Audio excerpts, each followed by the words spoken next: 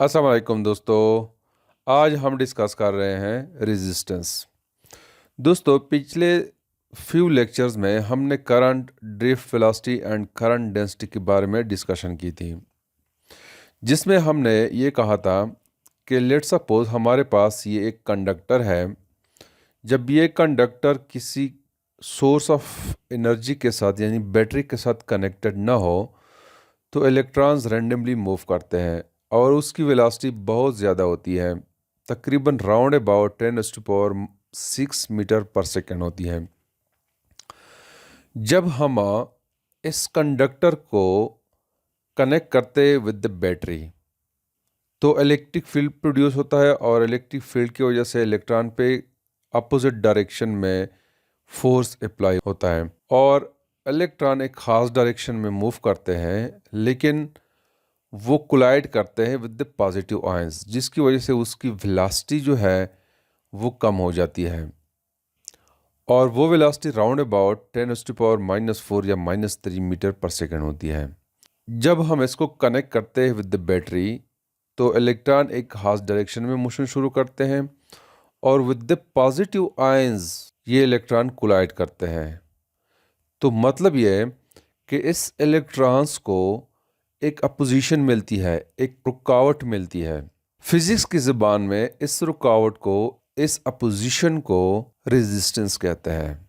तो लिहाजा हम रेजिस्टेंस को यूँ डिफाइन करते हैं कि the opposition offered by the substance to the flow of electric current is called resistance.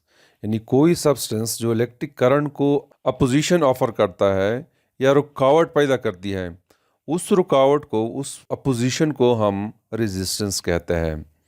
और ये resistance due to the collisions with the positive ions होती है। अब दोस्तों, रेजिस्टेंस को कैसे हम मेजर करते हैं, उसके लिए क्वेश्चन क्या है। तो लेट्स सपोज हमारे पास ये कंडक्टर है, उसको हमने बैटरी के साथ कनेक्ट किया हुआ है। तो जब हम बैटरी के साथ इसको कनेक्ट करते हैं तो इस कंडक्टर में जो करंट फ्लो करती है वो according to Ohm law it is equal to V is, यानी voltage is directly proportional to I। और इसको हम यूँ लिखते हैं कि V is equal to proportionality constant R and I, या हम यूँ लिख सकते हैं कि V is equal to I into R। अब दोस्तों, यहाँ पे ये जो R है, this is called resistance of the conductor.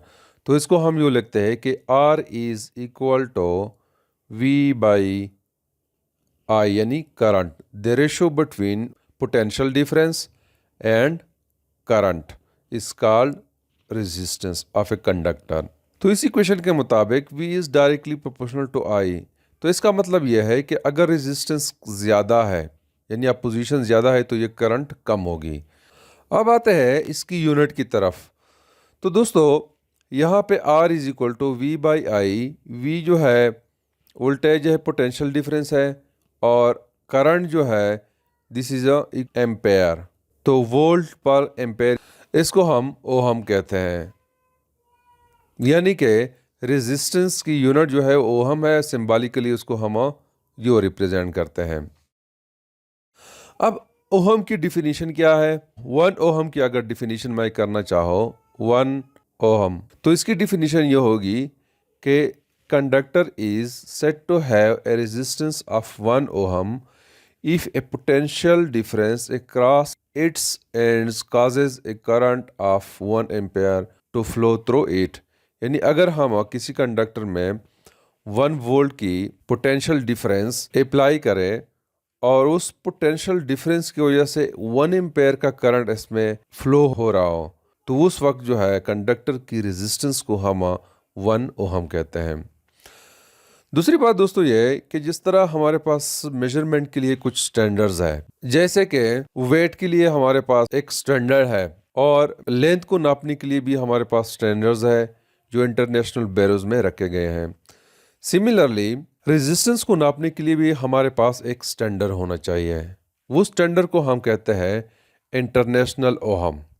International ohm को हम जो डिफाइन करते हैं कि a resistance of 106.3 centimetre long mercury column of 1 millimetre square cross sectional area and mass 14.45 gram at 0 degree centigrade is called international ohm। इसका क्या मतलब है?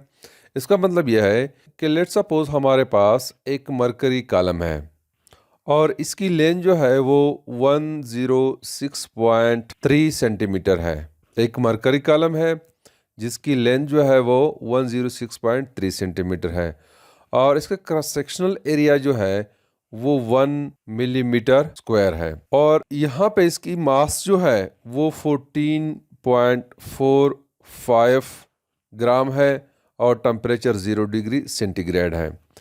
तो इस कंडीशंस में इस मरकरी कॉलम की जो रेजिस्टेंस होती है यानी कि इस एंड से लेकर इस एंड तक जो करंट को या फ्री इलेक्ट्रॉन्स को जो रेजिस्टेंस ऑफर होगी उस रेजिस्टेंस को हम इंटरनेशनल ओहम कहते हैं। कंडीशन यह है कि एक मरकरी कॉलम हो और उसकी लेंथ 106.3 सेंटीमीटर हो और एरिया जो है 1 मिलीमीटर स्क्वायर हो और उसका वेट जो है 14.45 ग्राम हो।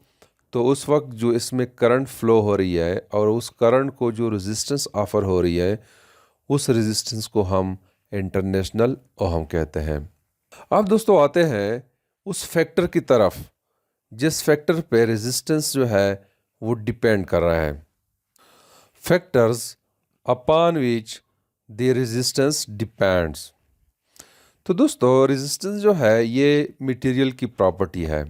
तो हम कह सकते हैं कि रेजिस्टेंस जो है वो एक तो डिपेंड कर रही है मटेरियल पे कि जो कंडक्टर बना हुआ है वो किस मटेरियल से बना हुआ है। सेकंड जो है टेम्परेचर पे डिपेंड कर रहा है कि टेम्परेचर कितनी है। अगर टेम्परेचर ज़्यादा है तो रेजिस्टेंस भी ज़्यादा होगी। थर्ड जो है डिपेंड कर रहा है लेंथ ऑफ द कंडक्टर और फोर्थ वन जो है it is the cross sectional area of a conductor. तो इन चारों चीज़ों पे रेजिस्टेंस जो है वो डिपेंड करती है।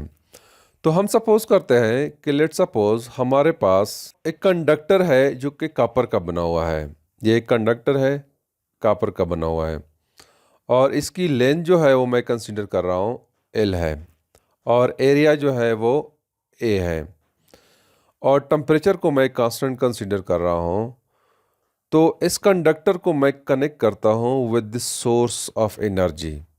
जब मैं इसको कनेक्ट करूँगा तो current will pass through this conductor. इसको मैंने कनेक्ट किया है, लेट सपोज ये एक बैटरी है, इसके साथ मैं इसको कनेक्ट कर रहा हूँ। तो करंट जो है यहाँ पे जो फ्लो होगा it will be equal to I और इस यहाँ पे इस सूरत में इसकी जो रेजिस्टेंस होगी वो R1 मैं ले रहा हूँ और this is equal to V/I होगी। अब मैं क्या करता हूँ, मैं यही कॉपर का मटेरियल लेता हूँ और इसका लेंथ जो है वो इंक्रीज करता हूँ, डबल कर लेता हूँ। ये मैंने डबल कर दिया यानी इसका लेंथ जो है वो 2L कर दिया और इसका एरिया वही है, कांस्टेंट एरिया है। और इसको जब मैं कनेक्ट करूँगा with the battery, let suppose इसको मैंने कनेक्ट कर दिया विद द बैटरी, तो यहाँ पे जो करंट फ्लो होगी it will be equal to I/2। मैंने लेंथ को इंक्रीज कर दिया तो लेंथ की इंक्रीज होने से करंट जो है वो डिक्रीज होता है। तो इस वक्त जो इसकी रेजिस्टेंस होगी उसको मैं कंसीडर कर रहा हूँ R2 से और this is equal to V/I/2। तो इसको मैं यूँ लिख सकता हूँ कि R2 is equal to 2V/I। तो मतलब ये हो गया कि ये रेजिस्टेंस जो है ये इंक्रीज हो गया। इस सूरत में जब लेंथ L है तो इस सूरत में V/I है, जब 2L है तो इस सूरत में 2V/I है। तो इसका मतलब है कि रेजिस्टेंस जो है वो इंक्रीज हो गया। तो मैं लिख सकता हूँ कि resistance is directly proportional to the length. Similarly अगर मैं एक कॉपर वायर ले लो और इसका एरिया जो है वो ये ए के बराबर मैं कंसीडर कर रहा हूँ। लेट सपोज ये एक कॉपर वायर है, इसका एरिया ए है और एल जो है वो इसकी लेंथ है। इसको अगर मैं कनेक्ट कर दूँ बैटरी के साथ तो इसमें जो करंट फ्लो होगी, लेट सपोज वो करंट मैं कंसीडर कर रहा हूँ कि आई के बराबर है। तो इस सिचुएशन में आर जो है रेजिस्टेंस को मैं दोबारा R1 ले रहा हूँ, तो this will be equal to V divided by I. और अगर मैं लेंथ को वही ले लो और एरिया को डबल कर दो, लेट सपोज ये एक कंडक्टर है, इसका एरिया जो है वो 2A है, तो इस वक्त जो करंट इस पे फ्लो होगी वो 2I के बराबर होगी। तो रेजिस्टेंस R2 जो है this will be equal to V divided by 2I।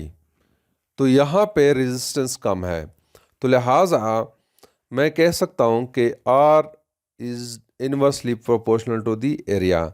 तो इस दो इक्वेशंस को मैं कंबाइन कर लेता हूँ कि resistance is directly proportional to L over A, या इसको मैं यूँ लिख सकता हूँ कि resistance is equal to rho into L divided by A।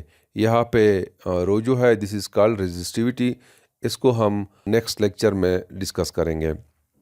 तो रेजिस्टेंस क्या है? The opposition offered by the substance by the material to the flow of current is called resistance. और इसकी यूनिट क्या है? इसकी यूनिट ओहम है।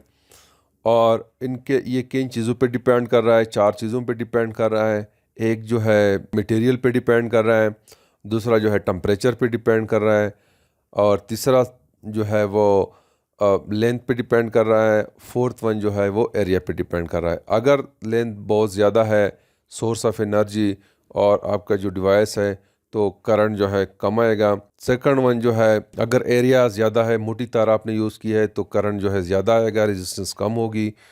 और अगर टेम्परेचर ज़्यादा है तब भी जो है इफ़ेक्ट होता है, करंट जो है वो कम होता है, यानी रेजिस्टेंस ज़्यादा होता है।